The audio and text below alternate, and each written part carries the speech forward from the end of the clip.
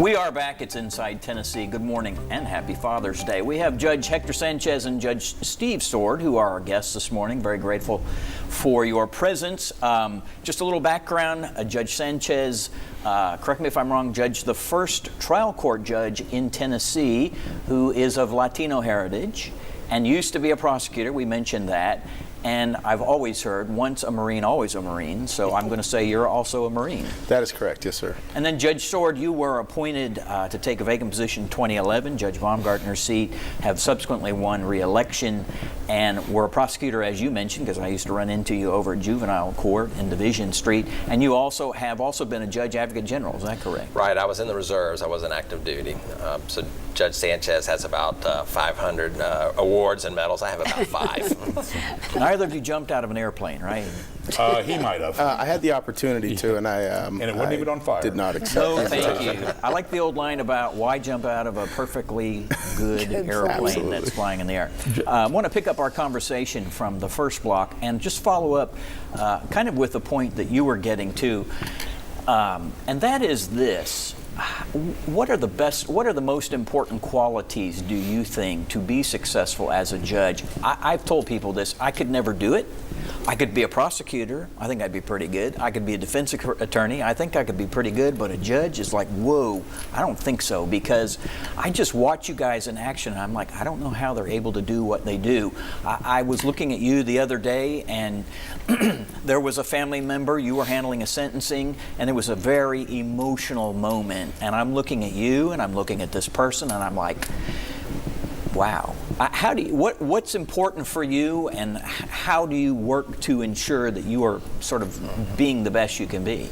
Yeah, I mean, the bottom line is at the very first, you've got to know the law. You've got to be a student of the law and continue to learn it, because you're the one that's making the decisions on some very difficult legal issues. So you need to be prepared for that. But so much more than that, John, in my opinion, is the mindset that you bring to the bench. And so, like you were talking about that case, is very, very difficult victim impact testimony to listen to.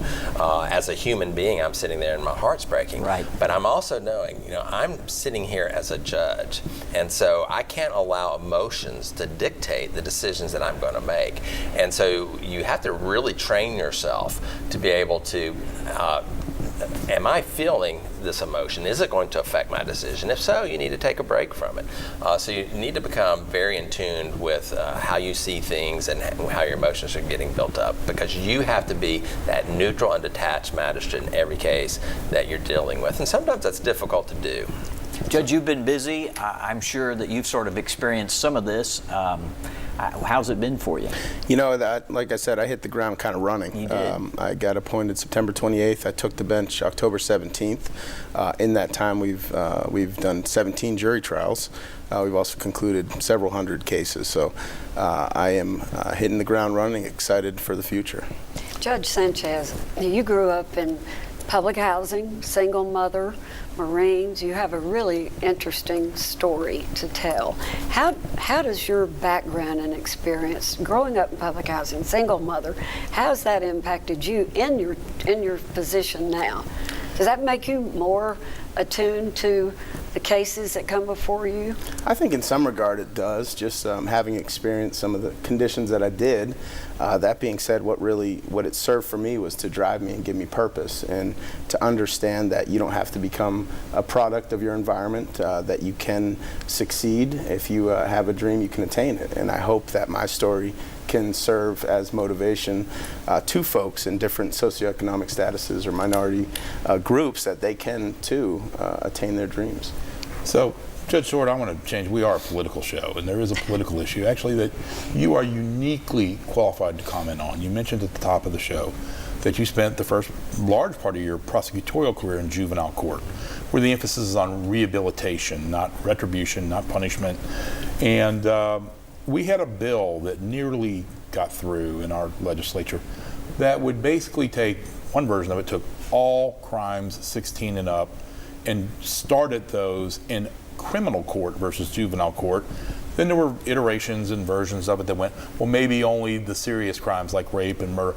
Everybody automatically starts in criminal court, and it's for the criminal court judge to ultimately decide, well, maybe should this go back to juvenile or not even have that chance. I'm curious with your experience, your what you think, and because my sense, and you can correct me if you think I'm wrong or have a different opinion, but criminal court judges, absent somebody like you, don't have that skill set to make those juvenile service determinations that the Tim Irwins of the world have really acquired over the years. So I'm curious to what you think about that legislation and how you would, I know you'll follow the law, whatever you're told to do, that's your job, but how you would feel if that fell to you, whether you think that would be a good idea or maybe not such a good idea. Yeah. I was really glad to see the legislature take it up because juvenile violent crime is certainly a problem. You and I worked together in the mid-'90s when we had a spike in juvenile crime. Every day, all day. Yeah, and so we didn't really change the law. What we did is law enforcement changed their approach. They got much more involved in gangs and the young kids who are getting involved. You remember we created the Show Cap program through McNabb and took that approach to really get into the community to deal with these kids who are being pulled into these gangs, into that violent behavior. And so when this first part of the bill came out, I was like, my first response was, I'm glad the legislature wants to deal with this. But as you said, the original proposal was to bring every 16 and 17-year-old up in criminal court. Well, for one thing, we would have been overwhelmed in criminal court. We need another judge right now as things stand.